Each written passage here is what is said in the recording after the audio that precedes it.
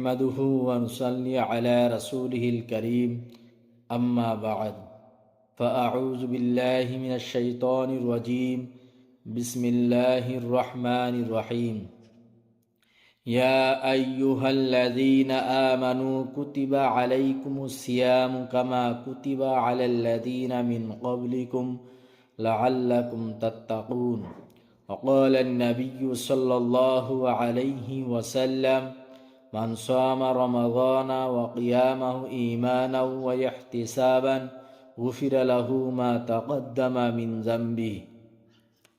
প্রিয় ভাই ও বন্ধুসকল, আমাৰ সন্মুখত আহি আছে ৰমজান মাহ। আজি মই ৰমজান সম্পৰ্কে কিছু কথা আলোচনা কৰিম।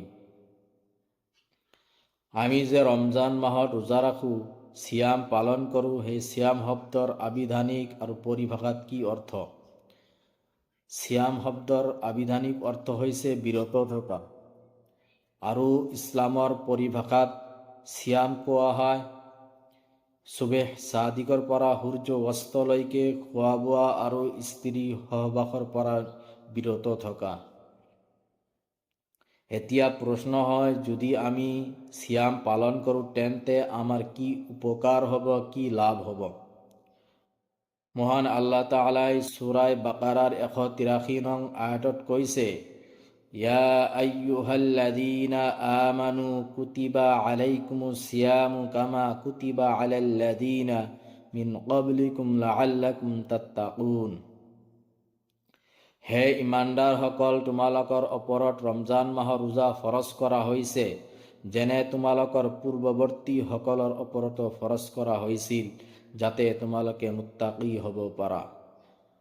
আমি যদি ৰমজান মাহত ৰোজা ৰাখোঁ তেন্তে আল্লাহ তাআলাই আমাক মুত্তাকি বনাই দিব।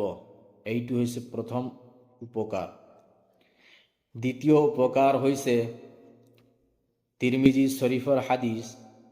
আল্লাহৰ নবী সাল্লাল্লাহু আলাইহি ওয়াসাল্লামে কৈছে, মান সামা ৰমাদানা ওয়া কিয়ামাহু ঈমানাও ওয়া ইহতিসাবান গুফিৰা লাহু মা তাকদ্দামা মিন জাম্বি।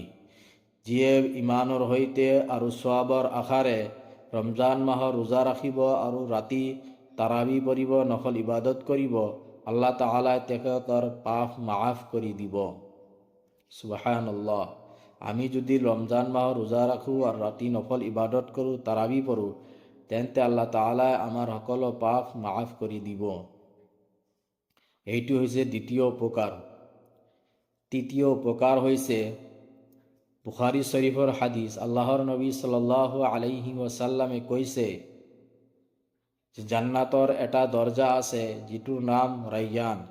সেই ৰায়্যান নামক দৰজাৰে কেৱল ৰোজাদাৰ ব্যক্তিয়ে প্ৰৱেশ কৰিব পাৰিব, আন কোনো ব্যক্তিয়ে প্ৰৱেশ কৰিব নোৱাৰিব।